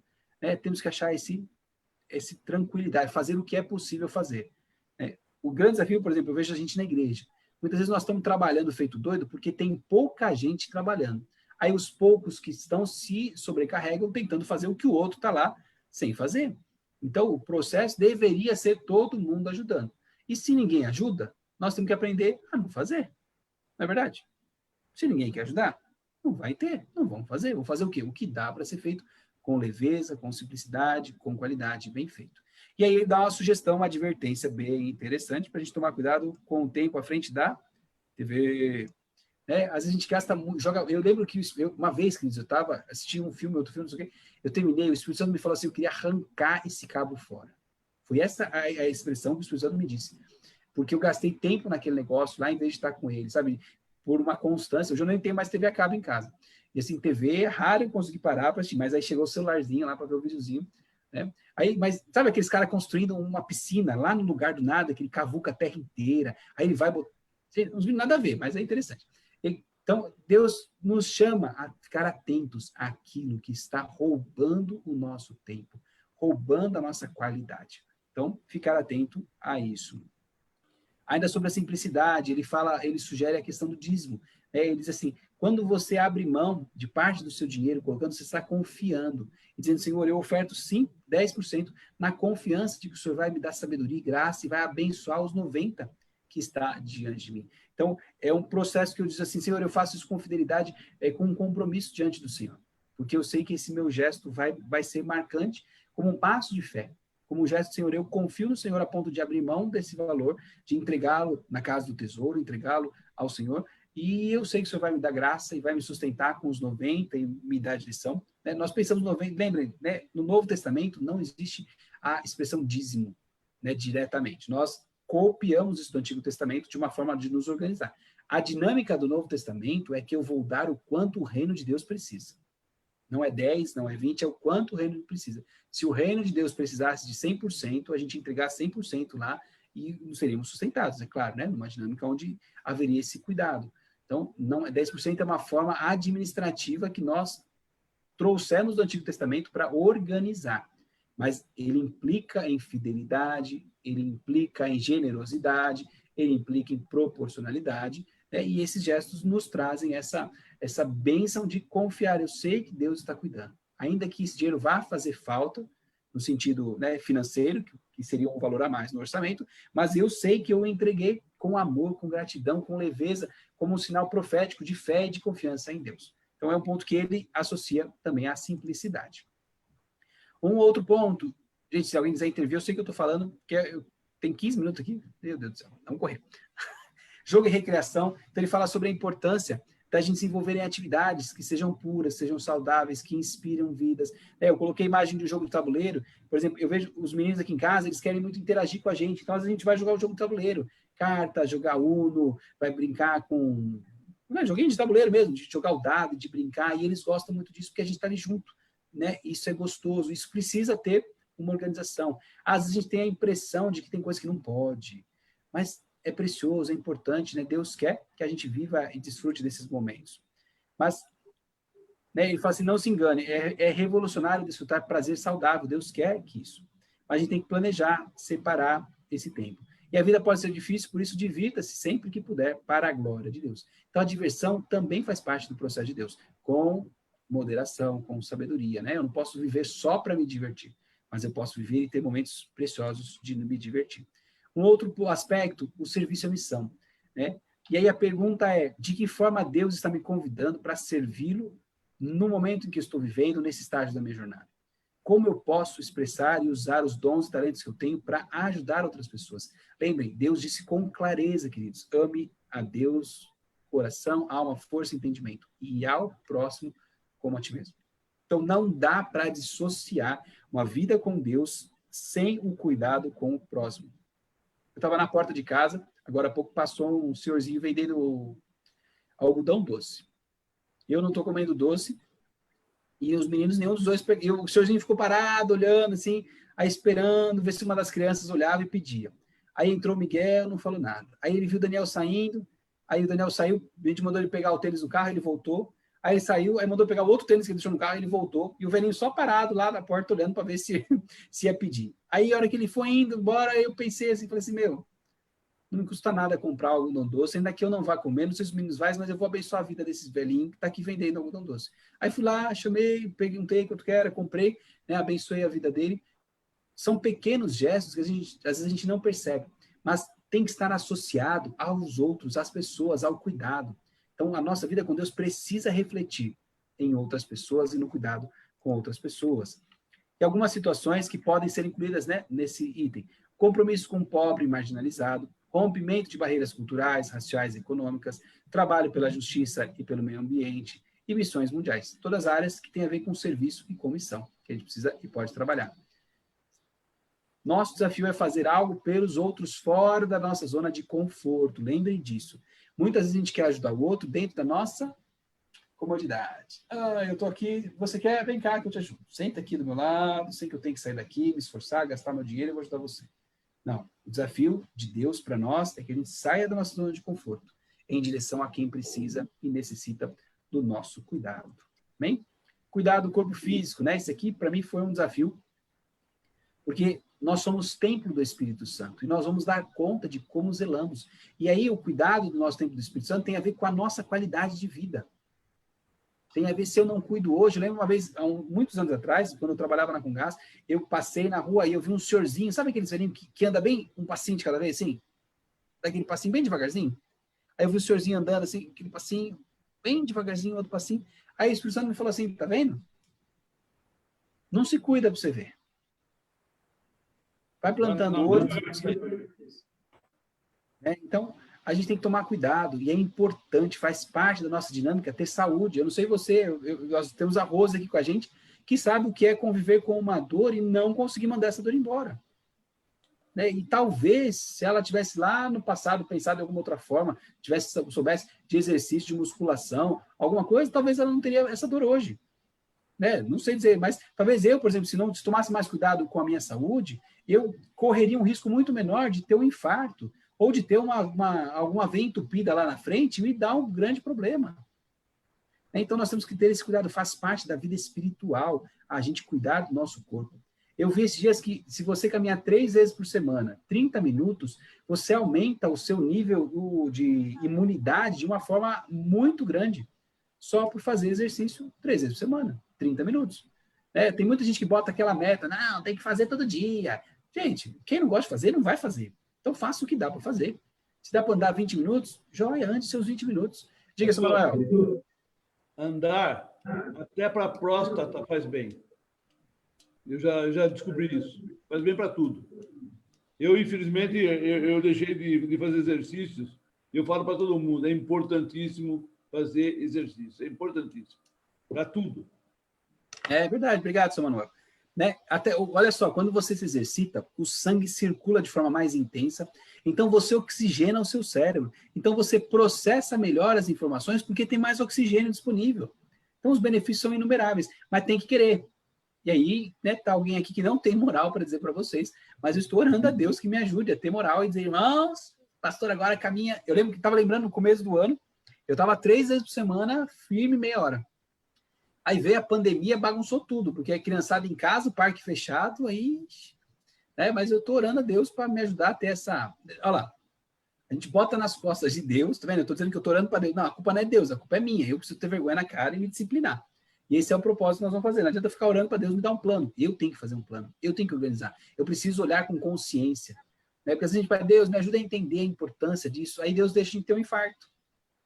Aí você fala assim, pronto, aprendeu a importância? Eu falo, não, Deus, deixa eu aprender antes de eu ter um infarto a importância disso. Né? Esse cuidado que a gente tem que ter com a nossa saúde, com o descanso, com o sono. Né? Lembra, a dieta tem a ver com os nutrientes para o nosso corpo funcionar, gente. Se você não come bem... Eu lembro que teve um cara, um doido nos Estados Unidos, que ele passou 30 dias comendo McDonald's. Café, almoço e janta. E ele mostrou, depois da pesquisa, os danos que ficaram para sempre no corpo dele, por causa de 30 dias se alimentando só de McDonald's. As lesões que foram geradas no corpo dele, fígado, nos órgãos, por causa de 30 dias direto com aquela alimentação. Então ele queria provar uma tese e sofreu as consequências daquilo. Mas nós temos que ficar atentos, né? Com a dieta, com o que a gente come, o tempo de descanso, o tempo de sono, né? Tudo isso é importante. Então, talvez, preste atenção, achei interessante essa frase. Preste atenção ao seu corpo e como Deus pode estar falando com você por meio do seu corpo. Uma dor de cabeça, uma dor de estômago, uma dificuldade para dormir, a exaustão pode significar que Deus está chamando você a desacelerar, a mudar de direção. Quando cuidamos do nosso corpo, reconhecemos a santidade de toda a vida e honramos o fato de que Deus está em nós. Saúde emocional, assim como estudamos, né, é necessária a saúde emocional, parar, pensar, deixar sentir, tomar cuidado com o que eu sinto, avaliar, registrar, lembra de escrever no papel, é importante escrever ou digitar os sentimentos, as emoções, trazer para o mundo concreto. Se você tem condições, procure alguém para falar, faça uma psicoterapia, se você pode fazer isso, invista em você, na sua saúde, tomando esse cuidado, pergunte a Deus o que Ele está falando por meio dos sentimentos, aquele momento que você está vivendo, cresça essa maturidade, cresça essa vida com saúde emocional. Pode ser que você reconheça que há muito sofrimento não processado no seu coração, né, devido às perdas do passado, então é importante você procurar ajuda de alguém que possa, procurar um aconselhamento. Lembre, não dá para resolver muitos problemas sozinhos. E aí lembra uma questão que às vezes nós só vamos procurar ajuda quando a dor for insuportável.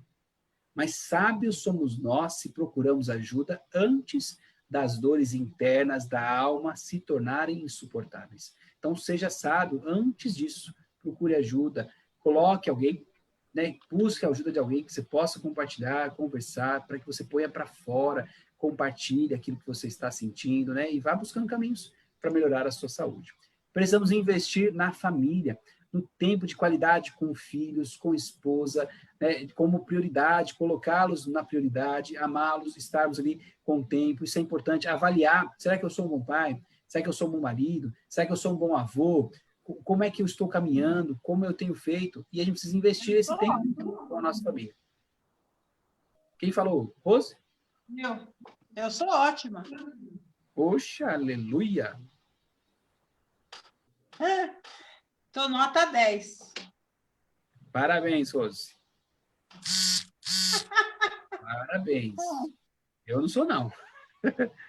Eu não sou, não. Tem muita coisa que eu estou orando a Deus para me dar sabedoria aí de como melhorar. E, por último, a dimensão da comunidade. É importante fazer parte de uma igreja, de uma comunidade, de um local, onde você possa ter esse companheirismo, esse cuidado de cuidar e ser cuidado, se envolver com pessoas. Deus nos fez seres que precisam uns dos outros para crescer. É necessário na nossa fé. Então, lembre, essa é uma das dimensões das áreas que nós precisamos tomar, nos envolver. Então, viva fielmente a vida que Deus deu a você. Deus tem um caminho diferente para cada um de nós e nós vamos ser fiel ao caminho que Ele deu para cada um. Eu não posso querer viver o caminho do outro. Então, Deus nos deu coragem para viver e viva essa vida fielmente e inigualável que Cristo tem para você. Que a gente possa, nos lembrar que Deus nunca deixará de nos ensinar o que devemos fazer. Então, só para retomar, esses 12 aspectos que nós falamos, são áreas das quais você pode escolher. Entender, olha, eu preciso focar, vou escolher 2 áreas. Primeiro, uma que eu sugiro, não deixe de praticar o ofício divino. Nós precisamos dessa disciplina, isso vai fazer muito bem. nós precisamos do dimensionamento da família. Então, se você puder, assista de novo o vídeo, retome essas questões. Eu não sei se vocês têm interesse, mas eu posso talvez preparar todos esses slides em PowerPoint e deixar disponível em uma pasta e mandar para vocês, se alguém quiser baixar lá para olhar e ver, dá para eu organizar se tiverem interesse, né, de dar uma olhada. Mas pensem em áreas e vá trabalhando um pouquinho cada área de uma vez, um pouquinho de cada vez, e eu creio que Deus pode falar conosco. Queridos, eu queria agradecer a participação de todos vocês. Parece que minha câmera desistiu. Voltou. Né? E eu queria fazer uma avaliação.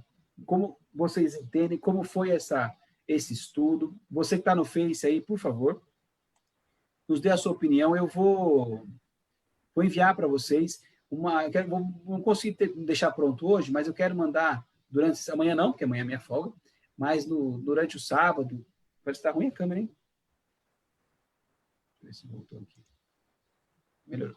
Eu quero mandar uma avaliação para vocês me ajudarem a entender.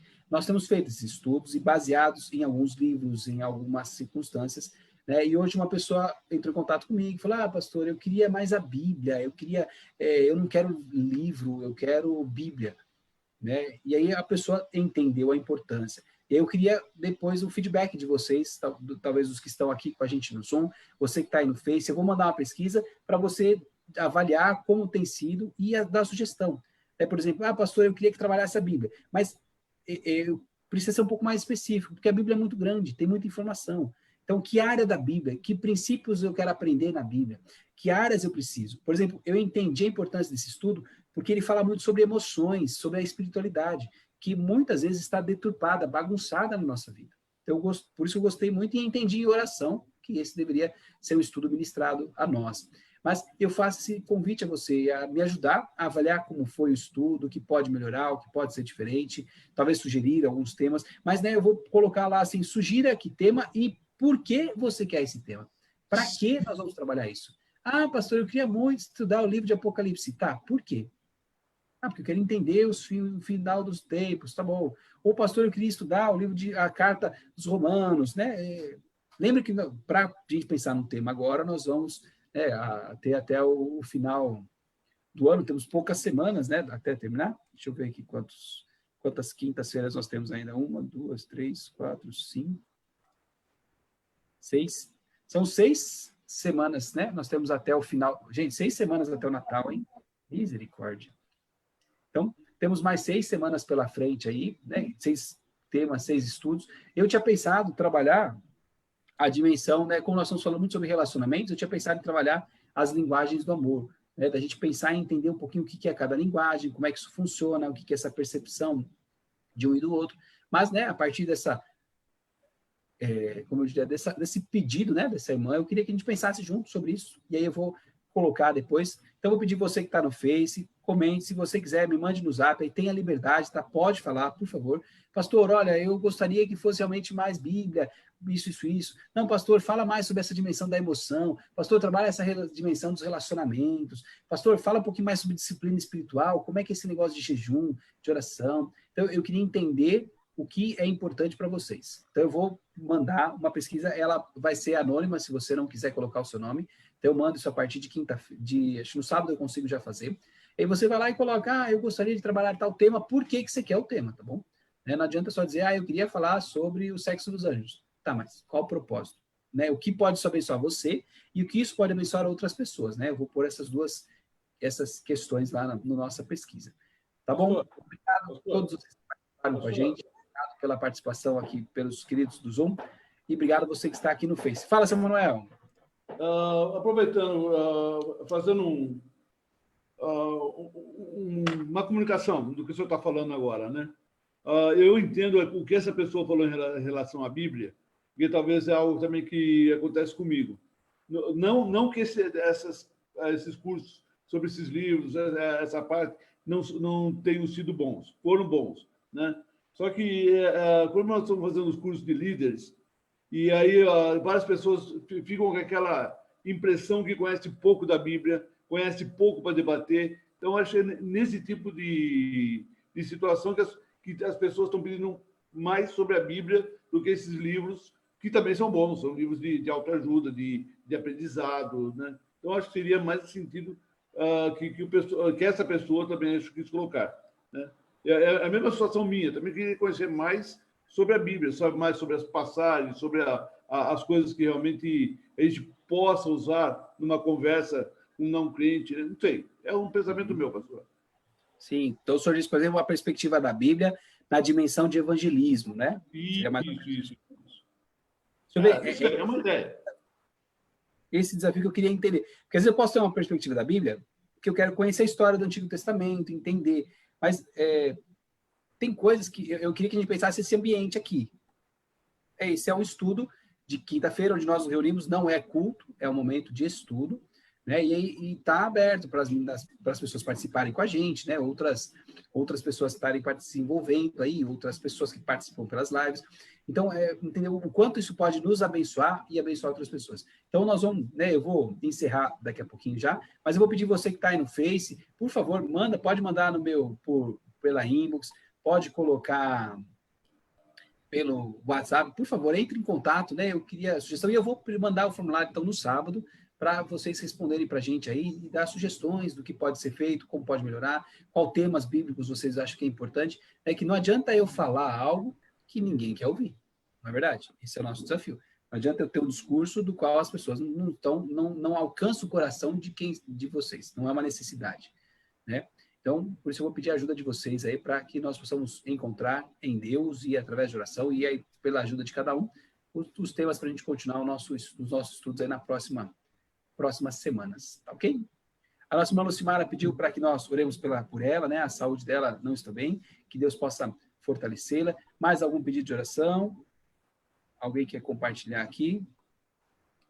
Pastor, eu queria pedir oração para aquele meu amigo que está com problema no casamento. Tá? O assunto está sério e eu gostaria que os irmãos pudessem orar por ele para eles acharem uma solução. Vamos sim, Samuel. Me lembra o nome deles, por favor, Samuel. Antônio Wilson e Andréia. Andréia. Casamento. Vamos orar. Então, nossa irmã Lucimara pediu para a saúde. Mais algum pedido? Alguém aí não fez? Pastor, eu queria pedir pela minha mãe, que ela está com umas dores no joelho, ela já fez uma cirurgia faz tempo, mas está com dor no joelho, e pela minha tia, que ela descobriu que está com um tumor no cérebro. Caramba. Diva e Ivone. Diva é a sua mãe? Isso. E Ivone é minha tia, que é a irmã da minha mãe. Saúde. Ivone? Isso. Ivone, câncer no cérebro. Vamos orar assim. Dona Neucina está pedindo oração pela saúde dela também. Nós vamos orar pela saúde, Dona Neucina. Deixa eu ver se tem mais alguma vez. Fala, Rose. Orar pela minha irmã também, que ela chegou do serviço com febre, com pressão muito alta. Eita. Diz que a febre já baixou um pouco, agora a pressão continua alta. Rosângela.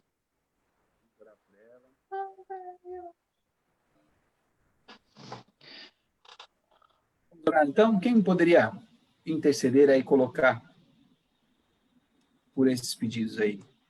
Vou colocar aqui no nosso Zoom, vou mandar no chat os nomes aqui que foram colocados. Quem puder colocar aí, quem pode orar por nós, por favor? A Tabata que não falou nada, né? Boa ideia, Tabata ficou bem quietinha hoje. Vai, Tabata. Então, senhora, por favor. Por livre e espontânea pressão. Pode deixar, pode deixar. Senhor, meu Pai, muito obrigado a Deus pelos nossos dias de vida que o Senhor tem nos guardado, por esse estudo, Senhor Jesus, que nos abençoou ao longo desses dias. Obrigado também, Senhor Jesus, por cada pessoa que está aqui, que está assistindo a esse estudo, Senhor, que entre no coração deles, que o Senhor fale de encontro a cada um, a cada coisa que eles precisam aprender para ressignificar a vida deles, ó meu Pai. Que o Senhor dê estratégias, dê caminhos diferentes para que eles consigam fazer o que eles precisam, segundo a sua vontade, Senhor. Senhor, também coloco na tua presença as pessoas que pediram várias orações, ó meu Pai, por dores, Senhor Jesus. Coloco, Senhor, Pai, em nome de Jesus. a saúde da Lucimar, ó meu Pai, que o Senhor vá de encontro, Senhor, ao que ela está sentindo neste momento, meu Pai, aos exames que ela vai fazer, Senhor Jesus Cristo, esteja com ela, meu Pai, que ela sinta abraçada e acolhida pela tua presença. Também peço pela minha sogra, Senhor Jesus, pelas dores que ela está sentindo no joelho, meu Pai, que o Senhor toque ali, meu Pai, a sua mão poderosa, envie anjos também, Senhor Jesus. Peço também pela Ivone, meu Pai, que o Senhor conceda a ela a graça, Senhor Jesus Cristo, de receber a cura, meu Pai. Que ela não sinta mais incomodada, que não sinta os sintomas, ó meu Pai, que quando sair os exames dela, que dê negativo, Senhor Jesus Cristo, mas faça a tua vontade, Senhor Jesus, na vida dela. Também peço também pela Neucina, meu Pai, que fez exames, ó meu Pai, que o Senhor esteja com ela. Também peço pela Rosângela, meu Pai, que o Senhor vá de encontro à saúde dela.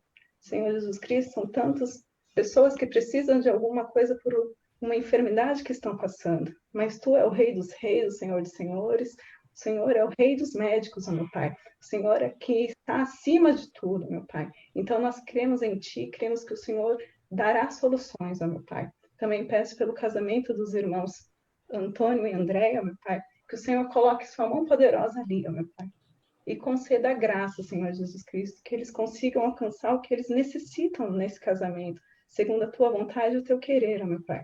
Coloco também a vida de cada pessoa que está nesse estudo, meu Pai, pessoas que não foram citadas nesse momento, que o Senhor esteja também, ó meu Pai, com cada uma delas, ó meu Pai. Em nome de Jesus, amém. Amém. Obrigado, Tabata. Deus abençoe. Obrigado cada irmão e irmã, então, que participou. Obrigado você, meu querido e minha querida, que está com a gente aqui pelo Face. Você que vai assistir lá na frente. Dona Isabel pediu uma oração aqui também pela sua irmã, Cida, que está com problema na coluna, travada. Que Deus estabeleça a saúde da dona Cida, Dona Isabel, em nome de Jesus, viu? Deus possa alcançá-la com graça e com bondade, em nome de Jesus. Tá bom, meu querido, minha querida, que Deus abençoe você, uma boa noite, um bom descanso. Ô, Walter, só falta você agora deixar a barba, hein? Imagina, quem sou eu? Quem sou eu? Ó. Nossa, Manuel, então, só barbados aqui participando da nossa live aqui. Falta de vergonha na cara de fazer a barba. Aproveite, Manuel. Quando não precisa, né? Aproveite. Então, queridos, Deus abençoe, uma boa noite para todos vocês. Fiquem na paz e na graça do Senhor, um bom descanso. Domingo estamos aí de volta com a nossa escola dominical, né? Vamos ter uma última aula especial com a temática, né? Sobre as eleições, trabalhando um pouquinho. Nosso irmão Ives preparou uma aula aí especial para a gente, para entender um pouquinho, né? Lembre, nós vamos entender, é algo muito importante. Eu não sei você, muitas vezes nós temos aversão a todas as coisas políticas que temos visto por aí, mas nós temos que entender que a nossa vida está muito o dia a dia nosso está vinculado às decisões políticas. Então nós precisamos de sabedoria, direção, orar, jejuar, pedir a Deus que intervenha, que alcance, né, os candidatos, todas as circunstâncias que nós estamos vendo por aí, para que haja saúde, para que haja cuidado, para que haja transformação, em nome de Jesus, tá bom? Uma boa semana para vocês, fiquem com Deus, bom término de semana, até domingo, se Deus quiser. Fiquem com Deus, queridos, Deus abençoe. Uma boa noite, tchau, tchau. Tchau, tchau.